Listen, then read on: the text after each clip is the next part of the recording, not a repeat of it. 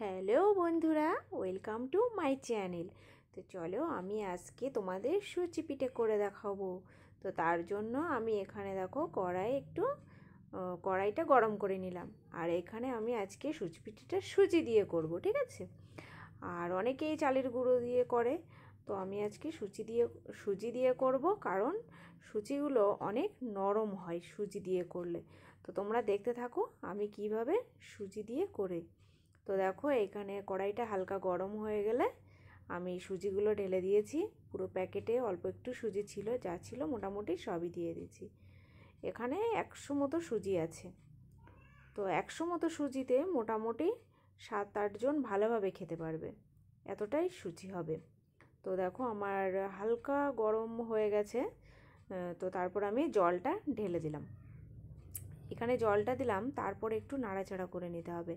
একটু নাড়িয়ে নাড়িয়ে পুরো সুজিটা একটু গলে যাবে, বেশি জল দেওয়া যাবে না, অল্প অল্প জল দিয়ে দেখতে হবে যে কি ঠিকভাবে হয় কিনা। আর দেখো আমি সামান্য চালের গুঁড়ো দিয়ে দিলাম।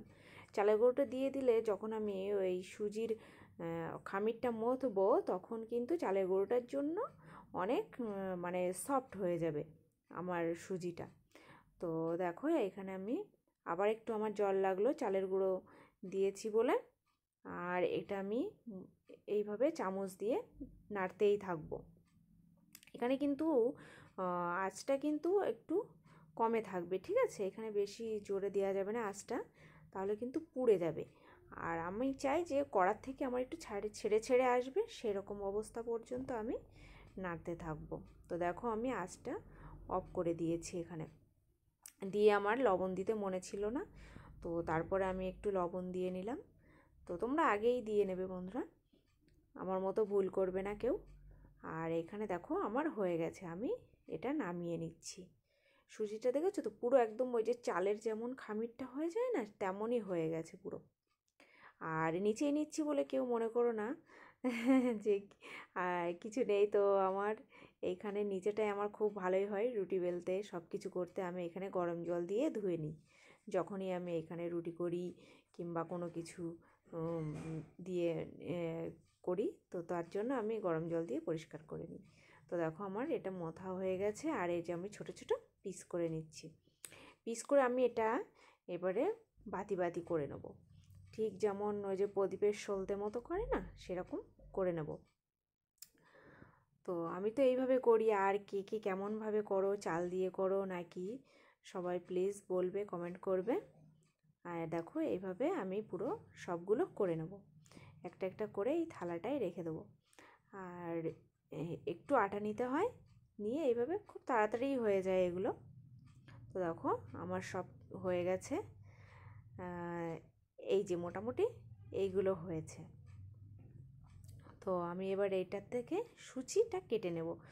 তো আমি বাড়ি সাধারণত যে মাটির সরাগুলো হয় না, ওটা দিয়েই করতাম। তো এখানে দেখো আমি একটা প্লেটের ওপর নিয়েছি স্টিলের, কিন্তু ভালো হচ্ছিল না। অনেকবার করার পরেও হাত দিয়ে তাও হচ্ছিল না। তো তারপরে আমি একটা দুটো করতেই থাকলাম। তো দেখো তারপরে একটা দুটো সুচি হচ্ছিল, কিন্তু ততটা ফিনিশিং আসছিল না। তো এইভাবে একটু চেষ্টা করছিলাম। তো এই যে দেখো কত সুন্দর এটা হয়েছে, কত সুন্দর। কিন্তু এইভাবে আমার খুব অসুবিধা হচ্ছিল, তার জন্য আমি নিচেই করলাম। নিচেই দেখো সুন্দর হচ্ছে থালার থেকে।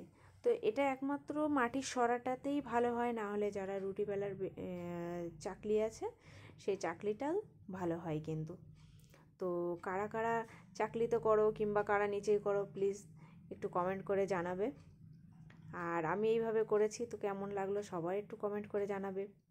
তো দেখো আমার সবগুলো হয়ে গেছে, আমি একটা প্লেটও তুলে নিলাম, ঠিক আছে? এইগুলো চাইলে অনেকে রোদ্রেও দিতে পারে, যে 1 ঘন্টা মতো রোদ খাওয়াবে, সেটাও হয়। তো আমি আর রোদে দিলাম না, আমি এটা ভেজে নেব। তার জন্য আমি দেখো কড়াইটা বসিয়ে দিয়েছি, দিয়ে তেল দিয়েছি একটু সাদা তেল। এখানে কিন্তু সর্ষের তেল কেউ ব্যবহার করবে না, একটা বাজে গন্ধ বেরোবে তখন।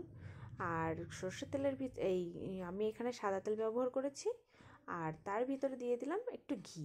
ঘিটা দেওয়ার কারণে এর যে সেন্টটা পুরো একটা অন্য রকম হবে। আর দেখো আমার কড়াইটা গরম হয়ে গেছে, তেলটাও গরম হয়ে গেছে। আমি এবারে এক এক করে সব সুচিগুলো দিয়ে ভাজতে থাকবো খুব আলতো আলতো করে একদম। সুচিগুলো কিন্তু খুবই নরম, চালের আটার মানে করলে যেরকম একটা শক্ত শক্ত ভাব থাকে, সুজি দিয়ে করলে কিন্তু অনেকটাই নরম থাকে। তো দেখো দারুণ কিন্তু একটা সেন্ট বেরোলো, ঘি ভাজার যে একটা সেন্ট, আমার তো খুবই ভালো লাগে। তোমাদের কেমন লাগে জানি না, একটু জানাবে।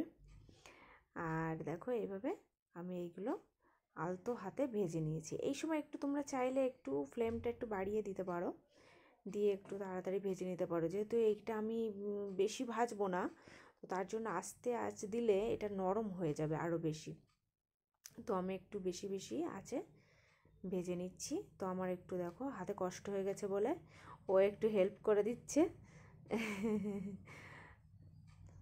তার ও একটু নেড়ে দিল, তার জন্য আমার একটু হাতটা রেস্ট পেলো।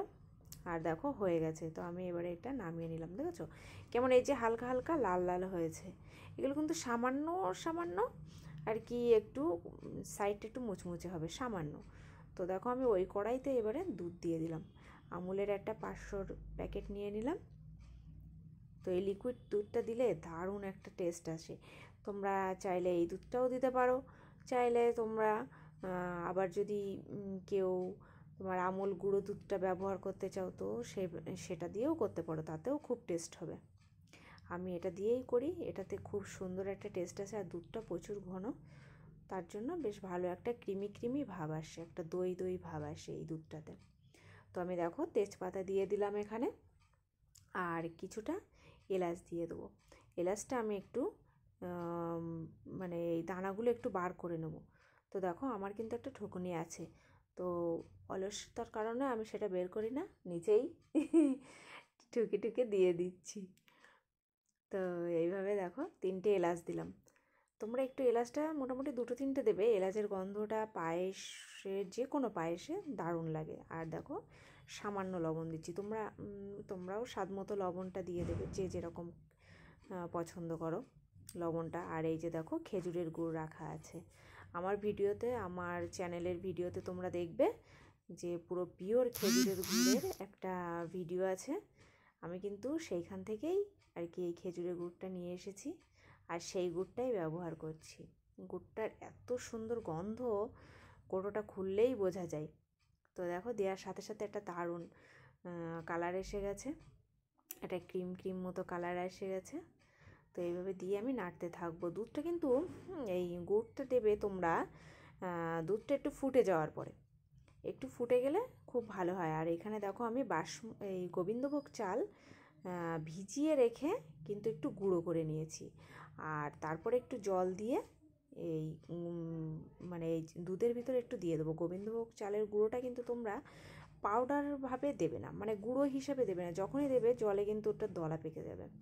তোমরা সবসময় একটু জল দিয়ে গুলিয়ে দেবে, দেখবে দারুণ একটা সেন্ট আসবে পায়েসে। আর এই যে দেখো একটু ঝোলা গুড় দিয়ে দিলাম আমি কালারের জন্য। ঝোলা গুড়টা দিলে একটা সুন্দর একটা মানে নলেন নলেন একটা সেন্ট আসে, আর কালারটাও কিন্তু দারুণ আসে, সেটা তোমরা দেখতেই পাচ্ছ। আর এখানে দেখো ওই যে চালের গুঁড়োটা দিলাম না, তার জন্য দুধটা অনেকটা থকথকে হয়ে এসেছে। তো আমার দুধটা দেখো ফুটে গেছে। আমি এবারে সুচিগুলো দিয়ে দেবো একদম শেষ পর্যায়ে। আমি সুচি দিয়ে কিন্তু বেশি ফোটাবোই না, কারণ সুচিগুলো এমনিই অনেক নরম, তারপরে ফোটাতে গেলে কিন্তু ভেঙে যাবে, গলে যাবে। যেহেতু এটা সুজির করা, ওর জন্য দেখো আমি কিন্তু ফ্লেমটা কমিয়ে দিয়েছি, দিয়ে একটু এর ভিতরে একটু আলতো হাতে, একদম আলতো হাতে নেড়ে দিচ্ছি।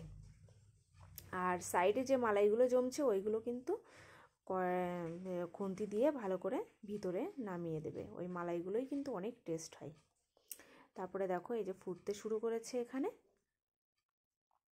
আর এবারে শেষ পর্যায়ে দেখো আমি একটু ঘি দিয়ে দিলাম।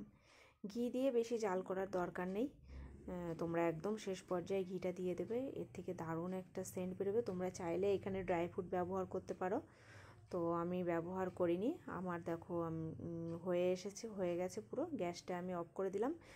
আর দুধটা কিন্তু আমার অনেক গাঢ় হয়ে গেছে, আর যেটুকু হবে আমি ঢাকা দিয়ে রাখবো।